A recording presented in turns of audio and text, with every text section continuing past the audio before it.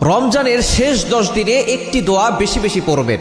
যত বেশি পড়বেন তত বেশি আপনি সফল কাম হতে পারবেন। কেননা রমজানের শেষ দশক হচ্ছে সবচেয়ে গুরুত্বপূর্ণ, কিন্তু আমরা অনেকেই আছি এই শেষ দশকে অনেক আমল আমরা ছেড়ে দিই। এই আমলগুলো আপনি ছাড়বেন না, যত বেশি পারবেন আমল করার চেষ্টা করবেন। কেননা এই রমজানের শেষ দশকে লাইলাতুল কদর রয়েছে।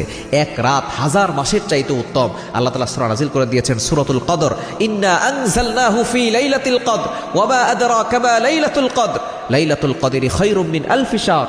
এক রাত ইবাদত 1000 মাসের চাইতে উত্তম। নবীজি সাল্লাল্লাহু বলেছেন এই লাইলাতুল কদর হচ্ছে রমজানের শেষ দশকে, বিশেষ করে বেজরের রাতগুলোতে, 21-এর রাত, 23-এর রাত, তারপরে 25-এর রাত, 27-এর রাত, 29-এর রাত। আমরা শুধু ওই 27-এর রাত নিয়ে পড়ে থাকি। আপনি এই যে রাতগুলো প্রতিদিন রাত ইবাদত করার চেষ্টা করবেন, একটি দোয়া বেশি বেশি পড়বেন। আম্মাজান আয়েশা রাদিয়াল্লাহু তাআলা আনহা জিজ্ঞেস করেছেন, ইয়া রাসূলুল্লাহ, ইয়া হাবিবাল্লাহ, এই রাতে আমি কি আমল করব? তখন নবী সাল্লাল্লাহু আলাইহি ওয়াসাল্লাম বলেছেন একটা দোয়া বেশি বেশি পড়বে, আল্লাহুম্মা ইন্নাকা আফুবুন তুহিব্বুল আফওয়া ফা'ফু আন্নী, আল্লাহুম্মা ইন্নাকা আফুবুন তুহিব্বুল আফওয়া ফা'ফু আন্নী। হায় আল্লাহ, আপনি ক্ষমাশীল, তুহিব্বুল আফওয়া, আপনি ক্ষমা করতে পছন্দ করেন, আপনি ক্ষমা করতে ভালোবাসেন।